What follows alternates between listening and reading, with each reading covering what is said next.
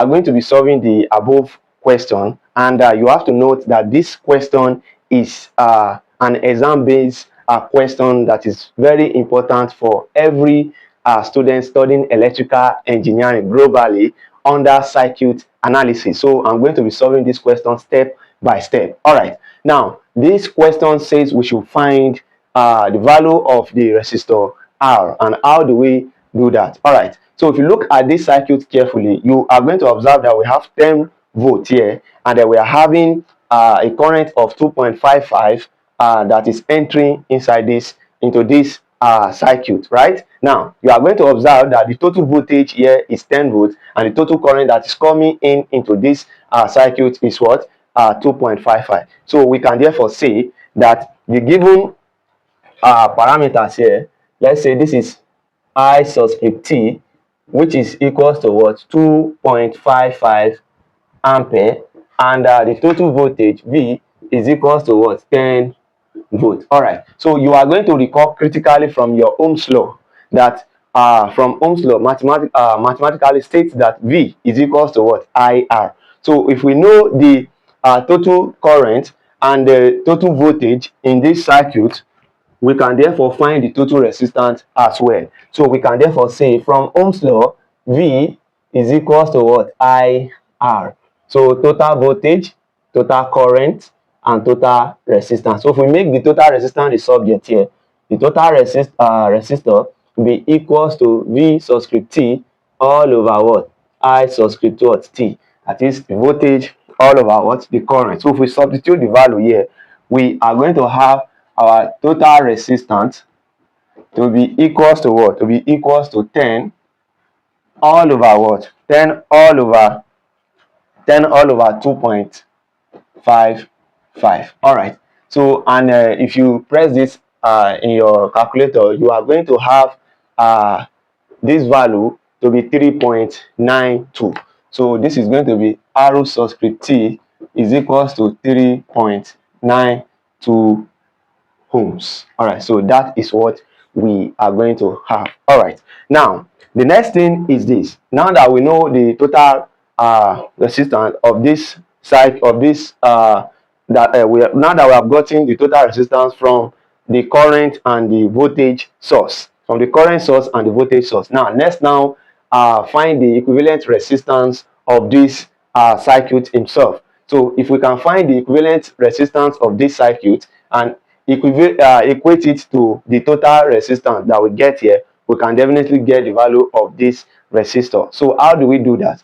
Now you are going to see that these 2 ohms and these 8 ohms, they are in what? They are in series. And if they are in series, for us to combine the two together, we are just going to add the 2 of them, right? And this R and this 5 here, they are also in series. So let's write that out. 2 ohms and 8 ohms are in series.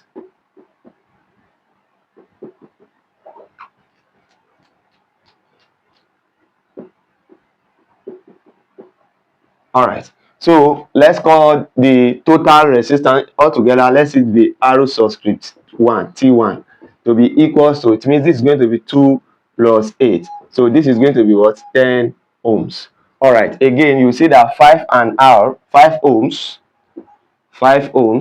and R are in series. All right, so let's call their effect, their combined effect, that is RT2, to be equals to 5 plus R, and 5 plus R is still 5 plus R ohms. All right, so that is what we are going to have.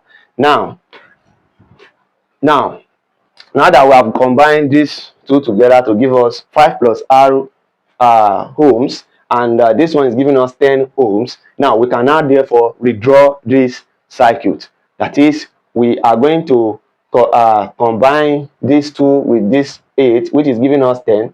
So we can therefore say that the diagram now will be looking like this.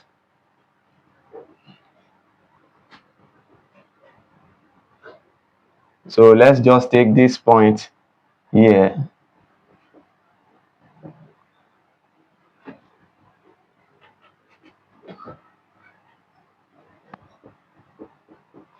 So here is going to be 10 ohms, and here is going to be 5 plus R ohms. I hope you understand. So you are going to see clearly that this one and this one, they are now going to be in what? In parallel. So we can therefore calculate the equivalent resistance, which is also known as the what? The total resistance. So you can redraw the diagram. All right, it's not necessarily curve. Is that clear? It's just a connection, a wire. Is that clear? So you can make it straight, but ensure the two are parallel. All right, so you are going to observe that RT1 is parallel to what? RT2, right? So now we can therefore calculate the equivalent resistance, which is also the total resistance. And we know if two resistors are in parallel, we take the product of the two resistance divided by the sum of the two resistance.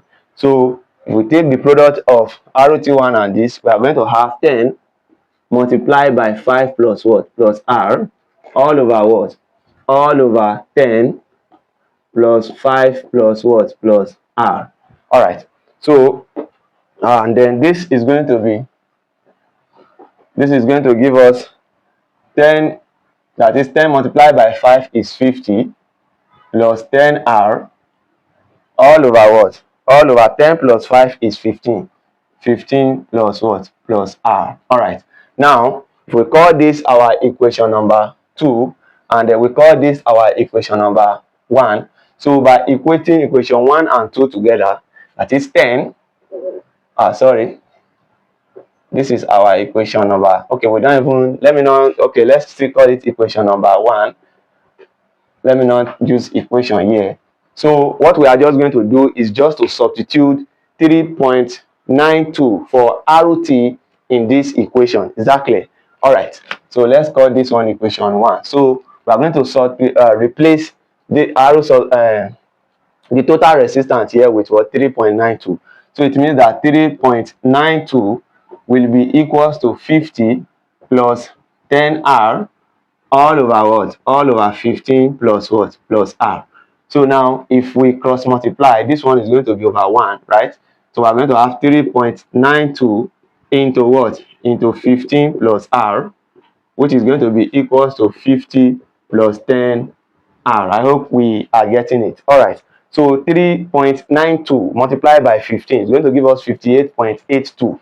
58.82 plus 3.92R, which is equals to what? 50 plus 10R. So if we collect the like terms, this is R, please.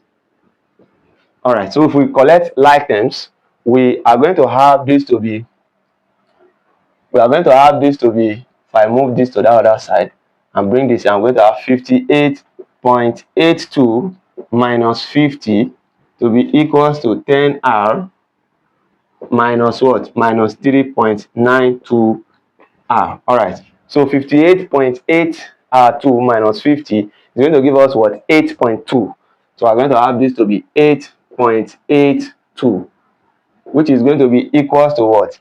10 minus what? 10 minus 3.92 is going to give us 6.08. 6.08 R. So for us to get the value of R, we divide both sides by 6.08. 6.08. So this will go with this. Then our R will be equals to 8.82 divided by 6.08 is going to give us 1.45. So we're going to have this to be 1.45 ohms. So here is the solution to the above question. I hope this question is well simplified, and don't forget that we have a well simplified material for circuit analysis. This material is written by us, and you know anything coming from us is always top notch. We have solved countless numbers of calculations, lots of exam-based questions across different institutions, all combined in a single material for you. So if you want this material, just go to our description, and you'll see a link that is that will direct you to our WhatsApp. Click on the link and send us a direct message on WhatsApp, or you can send us a direct message on our email and order for this material. Not only on circuit analysis, we also have for strength of material, machine design, thermodynamics, and so on and so forth. So just place an order, and then we have this material delivered to you in your inbox. And if today is your first time of coming across our content, do well to give this video a thumbs up. Don't forget to click on the notification bell, and so that each time we post video, you'll be the first to receive the notification. And don't forget, don't be selfish with knowledge. Always share our content. Thank you.